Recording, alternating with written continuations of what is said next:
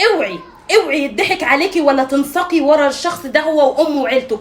طالما كلمتك تكلم مامتك يا حبيبتي، طالما هم عايزينك، اصل عندهم ظروف يحكوا ظروفهم لاهلك.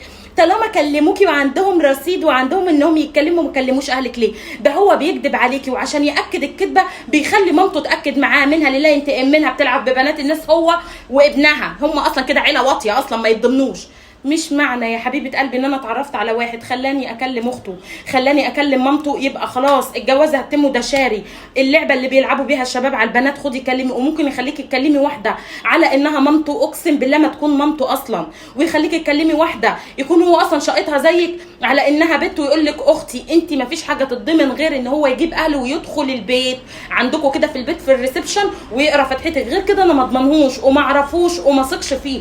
تعبتوني. شاير المحتوى ده 3 سنين من عمري راحوا هدر. قال امه قال واخته، ده كلهم عيله كدابه اصلا.